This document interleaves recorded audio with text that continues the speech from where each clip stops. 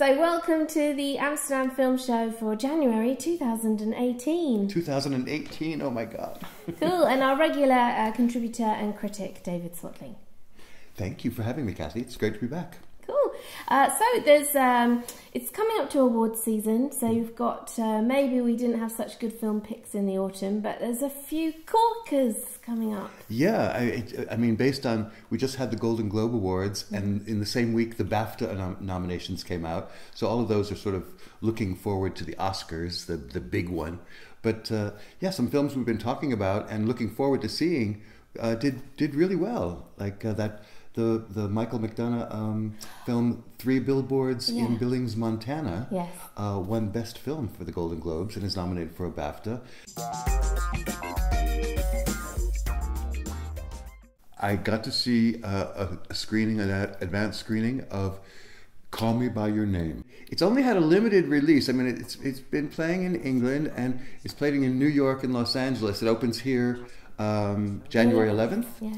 And but it's really interesting because it's getting all these rave reviews as being this great gay love story.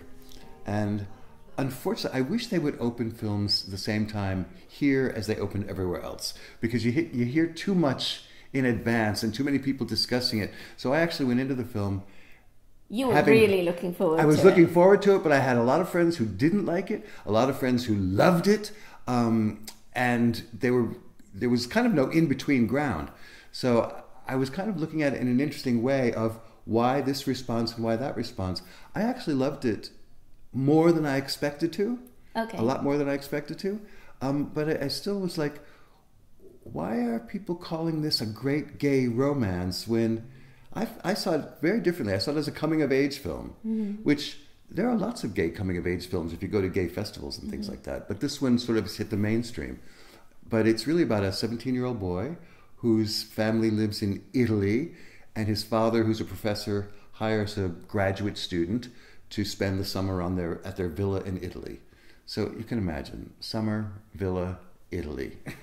Picturesque. Oh my God, it's so beautiful. I want to go there tomorrow. And this 17-year-old boy falls for this grad student. Now the grad student is played by Armie Hammer, who's done a lot of films. I mean, he was the gorgeous twins in the Social Network, and he was the Lone Ranger, and I guess everyone loves him. I mean, everyone in the film loves him. I'm not so taken with him. I don't know why. Maybe I'm just being contrary, but he's not my type at all.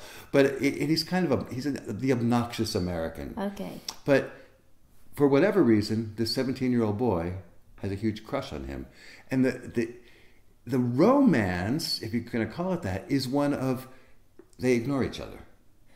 They dismiss each other. They pay no attention to each other until things finally, ultimately you see where they're heading. But that's about teenagers and being that age and expressing or having the feelings of love for the first time. That's all up to the Timothy Chalamet's performance, which is wonderful. Okay. He's great, and he deserves all the acclaim he's getting because with very little dialogue, he expresses all these different emotions and that he's going through. And it makes for a very interesting movie, I have to say. I recommend it, but don't go into it thinking, okay, this is a gay romance, or this is going to do this in terms of gay rights or anything. No, it's more like when I was a teenager, The Summer of 42, a film where a young boy falls in love with a beautiful young wife of a soldier who's away fighting in World War II. It's romance and it's of the imagination. It really has nothing to do with real life. I found the film more fantasy than anything else. Yeah. But a lovely fantasy to look at.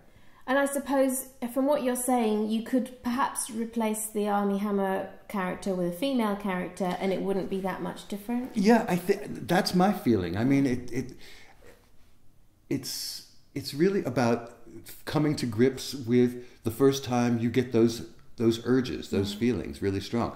I mean, in the film, the teenager is dating a girl, and yet he's drawn to this young man. I mean, the whole idea that, you know, the film has gotten criticized for being kind of, you know, a 17-year-old boy with a 24-year-old man.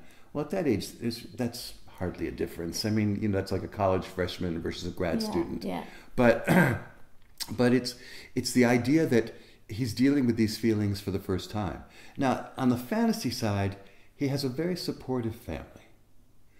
And it's like we all wish that our families were that supportive of us when we were that age. Right. And this is back in 1983 too, so we're talking about fairly progressive. And that's another thing. The film, it seems like it's a look back to a nostalgic kind of time that didn't exist. That didn't really exist, okay, yeah. and because the original book was written from the boy's point of view. Mm-hmm. In this, there's no inner dialogue from the boy. You just see his face and see what he's thinking. It leaves the viewer to decide what he's thinking, what he's going through, which consequently your own thoughts and feelings get projected into him. Okay. And I think that's why the difference of opinion is so wide on what the film is, and why even straight audiences are embracing it too, because it really allows for broad interpretation of what's going on, and except what's clearly going on is a young man is falling in love for the first time. Mm-hmm. And that's sweet. Yeah. And he's cute. Yeah. Oh yeah, so the list of cinemas in Amsterdam where they're showing this film are Cine Centre, Film Hallen, FC Hyena in Nord, Rialto, Pathé City, Pathé Tuschinski, Studio K, and the movies. It's playing everywhere. Yeah, there's 1, 2, 3, 4, 5, 6, 7, 8 cinemas in one city alone. Well, you know, I think it's the kind of film that's going to have really broad appeal, and people are going to talk about it, and everybody's going to have their own kind of personal opinion about it, you know. And so if you've heard, oh, it's a gay romance, I'm not interested in that, well, it's not exactly that. If you've heard, you know, this, oh, it's a little beautiful little coming of age story, yeah, but it doesn't have sentimentality, even though there are some scenes that could be taken that way. I think it really has aspects that everybody can sort of look at, and depending on their own point of view about cinema and life and falling in love, you know, they'll find something that they can enjoy in it. And you know what? It's kind of cold out at the moment, so the idea of an idea of Italy in the summer. Yeah. Oh my God, it's so sweet. And go into it's so nice, beautiful. Warm movie house, and you'll leave the theater and want to book your vacation immediately. Yeah, I think a lot of people will be up for that. Call Me By Your Name, drama directed by Luca Guadagnini.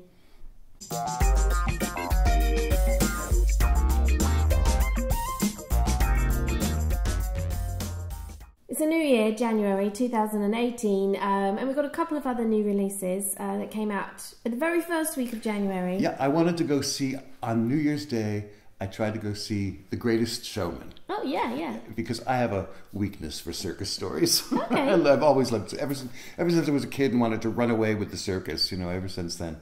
But unfortunately, I wasn't able to see it because the Film Holland had a power outage that afternoon, and consequently had to cancel the screenings. And I haven't had a chance to go see it. But, you know, it's one of those films that critically, it hasn't gotten such great reviews, but audiences love it. And it did win a Golden Globe for Best Song. It's a musical. And by the songwriter is the same guy that did the songs for La La Land. Okay, right. So, you know, Oscar pick there probably as well. But the thing is, critics know about P.T. Barnum, who is really invented show business in terms of the circus and freak shows and all that kind of stuff. And he's a very interesting character in history, and just his whole perspective. You know, there's a sucker born every minute and all of that kind of stuff. Especially in these days of reality TV and all that kind of how entertainment is changing, there's a lot of rich information in the story about P.T. Barnum. Right. But most people don't know about P.T. Barnum. So I think in the film they've kind of dumped all of the serious, possibly metaphorical, political kind of aspects of P.T. Barnum's life and gone for straight, you know, a circus story, you know, and the rise of show business and the rise of one man's ability to bring a lot of people together to enjoy a lot of strange things. And I think taking that kind of just musical, people want to be entertained these days. For a movie like this, we want the razzmatazz and the show. And it's got, you know, with Zac Efron is in it, and of course playing P.T. Barnum himself. Oh, what's his name? Hugh Jackman.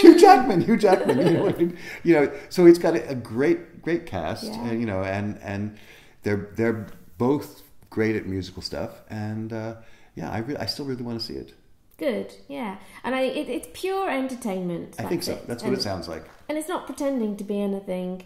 I think critics are a bit silly if they go in expecting anything more. Yeah, exactly. Well, you know, that's what I mean. There's a lot in his life that could be examined, but you know, go read the biography.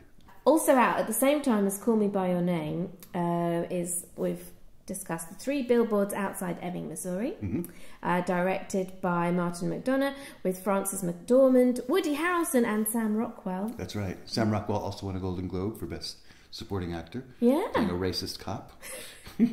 Oh yeah, we haven't seen this one, so I do want to. Yeah, I definitely want to try and catch this one this week. Yeah, I tried to go see it last week. There was a preview at the Holland, but by the time I tried to order a ticket, it was sold out. So it must have a lot of buzz here as well. Buzz. I didn't hear the buzz, so that just, you know, when I heard it had won an award, I'm like, what film? Like, yeah. Well, I loved In Bruges. In Bruges remains one of my favorite, you know, sort of thrillers with a comic dark edge to it. And so anything that he does, I'm curious about. So, and that was ages ago. That was quite a while. Yeah. Well, and he had another film in between, which I missed, Seven Psychopaths. Yeah. But this one, I don't know, there's something about when foreigners look at America that I like. All the way back to Wim Wenders and Paris, Texas, you know, that kind of, they have a different kind of view of things that Americans tend to take for granted. Yeah. So, I mean, the idea of him moving, you know, his sights to the Midwest in America, Montana. Oh my God, I've been to Montana. How American can you get? Exactly. Yeah. Yeah. So and also, I mean, Frances McDormand, who won the Golden Globe for Best Actress. I mean, she won an Oscar years ago for Fargo, which I think the Coen brothers have a similar dark sense of humor that he has. So I mean, she's kind of perfect casting for, you know, this woman who's after the police to investigate the murder of her daughter. And you can't help thinking about Fargo, but it's a completely different character. Sure, no, of course, but it's something about her as an actress. She has a certain style and an approach to characters. They're always strong, and you know, they're calling this film a women-driven story. And of course, that's big this year with Golden Globes as well. Yeah. Well, woman, I suppose in that case, 3 Billboards, because I wouldn't say there's a lot of other female characters in it, but it's certainly her character is in it. But it's funny because we haven't seen this film. It's not the one we've actually got together to review, but there's so much to talk about. And then also a Kevin Spacey-less All the Money in the World. That's right. Which has had a lot of press because of the story behind the casting and the replacement of Kevin Spacey, but not so much for the actual film itself, the story, and, you know, it's a thriller about a real-life kidnapping, of course. Do you know much about the story at the time? I vaguely remember it. You know, these things that happened a long time ago, the memory cells aren't working quite as they once did. But no, I vaguely remember the kidnapping, but I hadn't even associated that story with the film until just a couple of days ago. Oh, right, yeah, because the title, it doesn't actually say, you know, the kidnapping of whatever, unlike the Heineken kidnapping film, which had it in the title. So, I mean, that's out there, and a lot of people might just be curious about Christopher Plummer. Christopher Plummer is always great. I mean, you know, it's... I saw The Sound of Music twice over the holidays when it was on TV. He hates that. I'm sure he hates it, but he's a terrific actor, and you know, although the news today has shifted away from him taking over Kevin Spacey's role, and the fact that apparently Michelle Williams wasn't paid as much as Mark Wahlberg to do the reshoots. And Oh, that's bad timing, isn't it? I heard they weren't paid anything extra. Maybe it was in their contract. But the other thing I heard, this is all gossip. Yes, of course. Christopher Plummer was the original choice for the role anyway. Oh, okay, that makes sense. But he was unavailable, or he didn't feel he's getting old now and he didn't want to do this role. But I think in the circumstances, he stepped up to the plate anyway. Yeah. So yeah, that's All the Money in the World, directed by Ridley Scott. Mm-hmm. And from the end of the month, 18th of January, Darkest Hour. Ah, yes, with Gary Oldman playing Winston Churchill, Golden Globe winner and BAFTA nominee. I'm sure he'll win the BAFTA too. I mean, how can he not? Yeah, I mean, there's an experienced director behind this, Joe Wright. I think he was the director of Atonement. So, it's a reliable kind of team behind this film. It's a Second World War film, which is always popular in the Netherlands. They tend to be a great interest, especially with the older generation, of course. So it might play in quite a few more cinemas than you might expect for a kind of low-level British film. Well, low-level, it's a fairly big budget. I mean, but a biopic. Yeah, yeah. And now that Gary Oldman won that award, they might pick up more screenings. Well, the clips with him playing Churchill, he's unrecognizable. Except his energy. That's the thing. Gary Oldman has always had a really great energy whether he's doing a Dracula or his early work as well. Yeah, I mean, well, he's probably had to have a lot of makeup, which he doesn't mind admitting to. You wouldn't want to look like Winston Churchill, but gee, all that makeup. The story of Darkest Hour, of course, being during the early days of World War II, the fate of Western Europe hangs on the newly appointed British Prime Minister, Winston Churchill, who must decide whether to negotiate with Hitler or fight on against incredible odds. Coming up, the special events, film events and screenings in Amsterdam. One of the special events at the end of the month is the Pack Festival, which is at the Pathé chain all over the country. In Amsterdam, it'll be the Pathé Tuschinski. Now, what they do is, as Pathé Alternative Cinema, they show you premieres and previews well in advance of their normal screening. 5 films in one day on a Sunday. So that will be Sunday the 28th of January, and a lot of those are usually awards nominees. This is the January, so it's a great time to see films that you wouldn't normally get to see before the Oscars. You know, like when all the films are awarded and you're like, well, it hasn't come out here, so I haven't been able to see it. I'm hitting that more and more. I think that the distributors have got to do a better job of releasing films at the same time, because... oh, great, it's won an award. None of us have been able to see it. I know, and with social media, people are talking about seeing it in other places and things like that. And you actually, I mean, there's too much hype. Can seriously harm a film when you finally see it. And it kind of encourages illegal downloading, perhaps, by not doing a joint release. So the one thing about the Pack Festival, I like it a lot. It's quite intense seeing all those films, but you have the breaks in between the films and a long lunch break or dinner break, the long dinner break.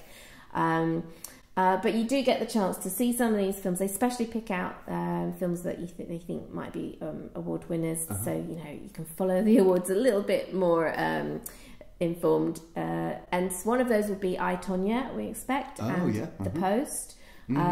So there'll be early screenings of that within the Pack Festival. But I've been a couple of times and I really like it. I might well pop down this year if I can get my husband. It sounds great. To look after the kid.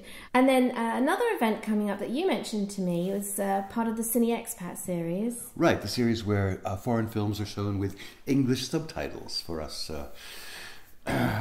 insecure Dutch speakers. We need that sometimes. So what's the film this time? This time it's a Norwegian film, which I actually heard about from a Canadian friend who'd seen it. I'm not sure if it was at a festival or if it's opened in Canada. It's called Thelma, and he put it on his list of one of his 10 favorite films of the year. Now, he likes things with a little horror edge. He also likes things that have kind of a LGBT theme as well, and this film seems to include both. So what's it about? Well, Thelma's a young girl in Norway, of course, who is dealing with the possibility of I don't know whether she's attracted or another friend is attracted to her, also a girl. So two girls attracted to each other. But anyway, the stress of it brings up a condition which we know from other films called telekinesis, which is being able to move things with your mind. So think Carrie, and think of that kind of a slant on a coming of age film as well, but with a little horror twist. So that's Thelma with English subtitles at the Cine Centre on Sunday the 14th of January. And then a couple of other special events. Raising Arizona, a film from ages ago, I think the 1980s, on Wednesday the 17th of January at the good old Studio K in Oost, and that's part of their Nicolas Cage month. Nicolas Cage month. Yeah, that's good. They also have Face Off coming up, but I think Raising Arizona is a bit more of a classic, also starring Holly Hunter. Oh, I love Holly Hunter. Yeah. And then finally, a bit more arty, is on from the 20th of January that I have a series. They're showing a lot of Jean-Luc Godard films. Never seen any, but obviously he's well respected. So they're showing them in French with Dutch subtitles mostly, but there are a couple of those with English subtitles, and one of which is Masculin, Féminin, I can't do the French accent, Masculin, Féminin, with Godard diving into Parisian youth culture in the turbulent 1960s, outspoken, wild, playful, free of form and rules, a satire and tragedy in one, they say. And if you're into art film and things like that, that'll be a name that you're into. And like I say, a couple of those with English subtitles. Yeah. I remember seeing his films when I was in college, but I don't remember which ones are him and which ones are Buñuel and which ones I saw a lot of classic French films from that period. Yeah. We all went through that stage. I know. The art film days. But there's something for everyone then, really. Yeah, I know. This, I mean, when it comes to film, it seems the winter is a great time to go to movies, and there's a lot playing. So, check them out. And if you do go to see any of these films, let us know what you thought. Tweet us or get in contact with us at info@broadcastamsterdam.nl. We'll be back next month. Thank you, David. Thank you, Catherine.